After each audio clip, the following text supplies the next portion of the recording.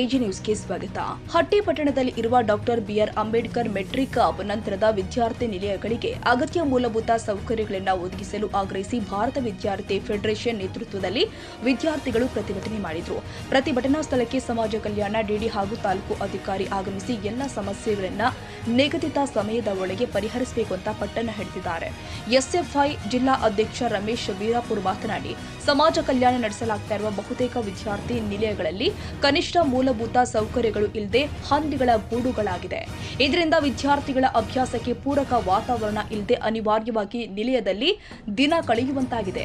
ಹಟ್ಟಿ college ವಿದ್ಯಾರ್ಥಿ ನಿಲಯದ ಪಾಲಕ ತಮಗೆ ತಿಳಿದಾಗ ಭೇಟಿ ನೀಡಿ ವಿದ್ಯಾರ್ಥಿಗಳ ಕೈಗೆ ಸಿಗದಂತೆ ಓಡಿ ಹೋಗ್ತಾರೆ. ವಿದ್ಯಾರ್ಥಿಗಳ ಕರೆ ಮಾಡಿದ್ರೆ ಸ್ವೀಕಾರ ಮಾಡ್ತಾ ಇಲ್ಲ.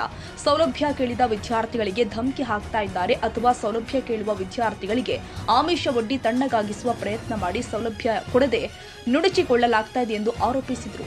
ತಾಲೂಕಲ್ಲಿ ಶಾಸಕ ಮಾನಪ್ಪ ವಜ್ವಲ್ ಇದ್ದಾರೋ ಇಲ್ವೋ ಗೊತ್ತಿಲ್ಲ. ಅವರು ಎಸ್ಸಿ ಮೀಸಲು ಕ್ಷೇತ್ರವನ್ನ 3ರ ಬಾರಿ ಶಾಸಕ ಆದ್ರೂ ಹಟ್ಟಿ ಹಾಸ್ಟೆಲ್ಗಳಿಗೆ ಸ್ನಾನಗೃಹ, ಶೌಚಾಲಯಗಳನ್ನು ಕಟ್ಟಿಸಲು ಆಗಿಲ್ಲ. ಹಾಸ್ಟೆಲ್ನಲ್ಲಿ ಓದುವ ಬಡವರು, ದಲಿತ, ದಮನಿತರ ಮಕ್ಕಳ ಶಿಕ್ಷಣದ ಹಕ್ಕನ್ನ ಶಾಸಕರು ಕಿತ್ತುಕೊಂಡಿದ್ದಾರೆ. ದಲಿತರ ಬಗ್ಗೆ ಕಿಂಚಿತ್ತೂ ಕಾಳಜಿ ಇಲ್ಲದ ಇಂತಹ ಬೇಜವಾಬ್ದಾರಿ ಶಾಸಕರಿಗೆ ಧಿಕ್ಕಾರ ಎಂದಿದ್ದಾರೆ. ವಿದ್ಯಾರ್ಥಿಗಳ ಹಕ್ಕುಗಳನ್ನು ದಮನ ಮಾಡಲಾಗ್ತಾ ಇದೆ. ಆದ್ರಿಂದ ಈ ಕೂಡಲೇ ಬೇಜವಾಬ್ದಾರಿ ನಿಲಯ ಪಾಲಕರನ್ನ ಕೆಲಸದಿಂದ ವಜಾ ಮಾಡಬೇಕು.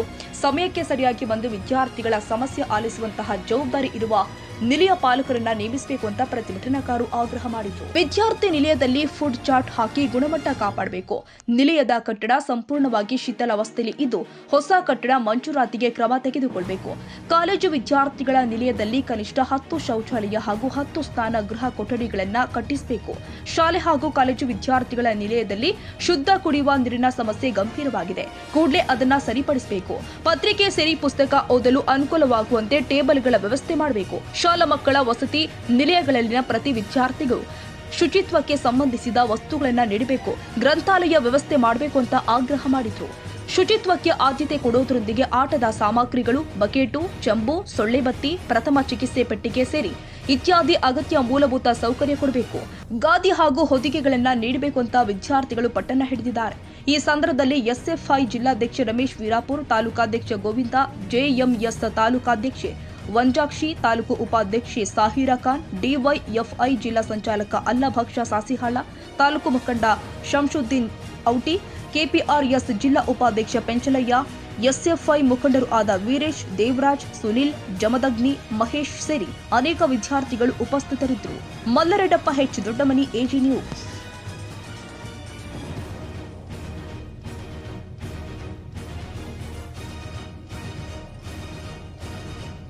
ಕನ್ನಡಿಗರ ಮೆಚ್ಚಿನ ನಿಮ್ಮ ಎಜೆ 24/7 ನ್ಯೂಸ್ ಕನ್ನಡ ವಾಹಿನಿ ಇದೀಗ ಟಿವಿಯಲ್ಲಿ ಲಭ್ಯ.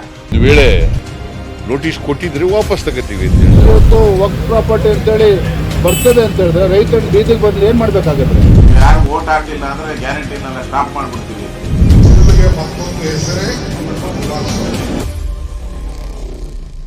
ಕರ್ನಾಟಕ ಮತ್ತು ದೇಶ ವಿದೇಶ 360 ಡಿಗ್ರಿ ಸುದ್ದಿ ಹಾಗೂ ಉತ್ತರ ಕರ್ನಾಟಕ, ಬೆಳಗಾವಿ, ಬಾಗಲಕೋಟೆ, ಧಾರವಾಡ, ಹಾವೇರಿ, ಗದಗ, ಬಿಜಾಪುರ ಜಿಲ್ಲೆಯ ಕ್ಷಣ ಕ್ಷಣದ ವಿವರವನ್ನ ಪಡೆಯುವುದಕ್ಕೆ ಎಜೆ 24/7 ನ್ಯೂಸ್ ಕನ್ನಡ ವಾಹಿನಿಯನ್ನ ಲೈಕ್ ಮಾಡಿ, ವಿಡಿಯೋಗಳನ್ನ ಶೇರ್ ಮಾಡಿ, ಕಮೆಂಟ್ ಮಾಡುವ ಮೂಲಕ ನಮ್ಮ ವಾಹಿನಿಗೆ ಸಹಕಾರ ನೀಡಿ ಮತ್ತು ಚಾನೆಲ್ ಅನ್ನ ಸಬ್ಸ್ಕ್ರೈಬ್ ಮಾಡಿ. ಧನ್ಯವಾದಗಳು.